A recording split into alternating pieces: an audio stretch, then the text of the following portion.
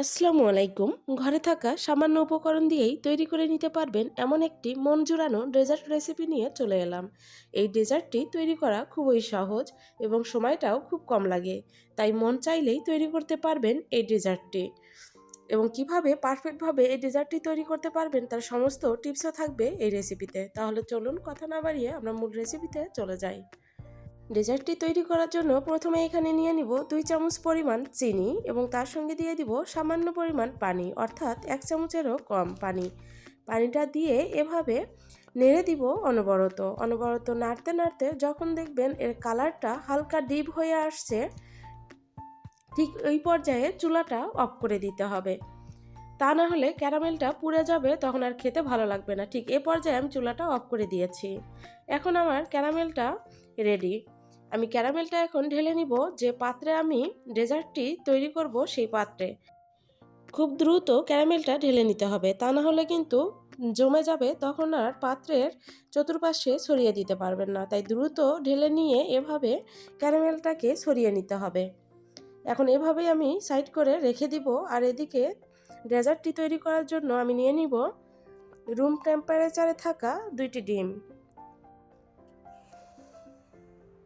এবং দিয়ে দিব সামান্য পরিমাণ লবণ। লবণটা দিলে ডেজার্টটি খেতে খুব ভালো লাগে, তাই আমি লবণটি দিলাম। আপনারা চাইলে নাও দিতে পারেন। এখন এখানে দিয়ে দিব হাফ কাপ পরিমাণ চিনি। আপনারা মিষ্টিটা কতটুকু খাবেন তার উপর নির্ভর করে চিনিটা দিতে পারেন। তবে ডিম, দুধ এবং ময়দার পরিমাণটা একই রাখবেন। এবার দেওয়ার পর আমি খুব ভালোভাবে ফেটিয়ে নিব যেন চিনির দানাটা না থাকে। এভাবে কিছু সময় ফেটানোর পর এখানে দিয়ে দিব 1 চামচ পরিমাণ ময়দা। এখানে আপনারা ময়দার পরিবর্তে কর্নফ্লাওয়ারও দিতে পারেন। এবার 1 চামচ ময়দা দিয়ে আমি খুব ভালোভাবে মিশিয়ে নিব। ময়দার পরিমাণটা এর থেকে বেশি দেয়া যাবে না বা এর থেকে কমও দেয়া যাবে না।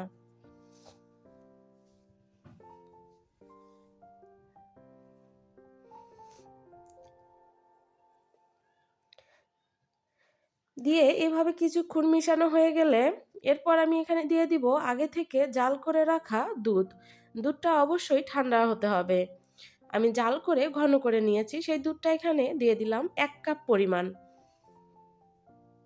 মেজারমেন্ট কাপের 1 কাপ পরিমাণ দুধ এখানে দিয়ে দিলাম। দুধটা যত ঘন করবেন ডেজার্টটি খেতে ততটাই ভালো লাগবে। আমার মিশ্রণটা রেডি, তাই এখন আমি যে পাত্রে ক্যারামেলটা ঢেলে রেখেছিলাম সেই পাত্রে মিশ্রণটি দিয়ে নিলাম। এখন ঢাকনা দিয়ে ঢেকে নিব এবং ভাপ দেওয়ার জন্য আমি একটি পাত্রে এমন মোটা একটি কাপড় দিয়ে নিয়েছি, তার মধ্যে দিয়ে দিব পানি। পানির পরিমাণটা এমন থাকবে যেন আপনি যে পাত্রে ডেজার্টটি তৈরি করবেন সেই পাত্রের 3 ভাগের 1 ভাগ পানির ভিতরে থাকে। এর থেকে বেশি পরিমাণ পানি দিলে ডেজার্টের ভিতরে পানি যেতে পারে। এবার ঢাকনা দিয়ে ঢেকে চুলার আগুনটাকে লো ফ্লেমে রেখে জাল করে নিব 20 মিনিট। চুলার তাপমাত্রার উপর নির্ভর করে 20 থেকে 25 মিনিটের মধ্যেই হয়ে যায়। এবার 20 মিনিট পর আমি ডেজার্টটা বের করে দেখিয়ে দিচ্ছি। ডেজার্টটা হয়েছে কিনা তা বোঝার উপায় হলো একটি কাঠি দিয়ে দেখবেন, যদি কাঠিটা আপনার ক্লিন বের হয় তাহলে বুঝবেন যে আপনার ডেজার্টটি তৈরি।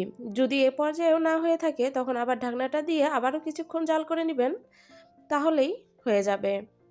এরপর আমি নর্মাল ফ্রিজে রেখেছিলাম 2 ঘন্টার জন্য। 2 ঘন্টা পর আমি চাকুর সাহায্যে চতুর্পাশটা কেটে নিচ্ছি যেন খুব সহজেই ডেজার্টটি বের করে নেওয়া যায়। এভাবে উপরে প্লেট দিয়ে আমি উল্টিয়ে নিচ্ছি ডেজার্টটি বের করার জন্য। মাশাআল্লাহ, ডেজার্টটি দেখতে খেতে ভীষণ লোভনীয় হয়েছে। এবার আমি ডেজার্টটিকে কেটে আপনাদেরকে দেখিয়ে দিচ্ছি।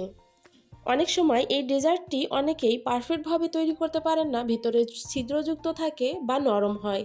যদি আপনি আমার এই রেসিপি ফলো করে এই ডেজার্টটি তৈরি করেন, আমার বিশ্বাস আপনার ডেজার্টটিও একদম পারফেক্ট হবে। চেষ্টা করবেন পরিমাপগুলো একদম ঠিকঠাক দিতে, তাহলেই এমন পারফেক্ট ডেজার্ট তৈরি করতে পারবেন। আশা করি আমার এই সহজ রেসিপি আপনার ভালো লেগেছে। যদি ভালো লেগে থাকে তবে অবশ্যই লাইক, কমেন্ট করবেন এবং চ্যানেলটিকে সাবস্ক্রাইব করে পাশে থাকবেন। আল্লাহ হাফেজ।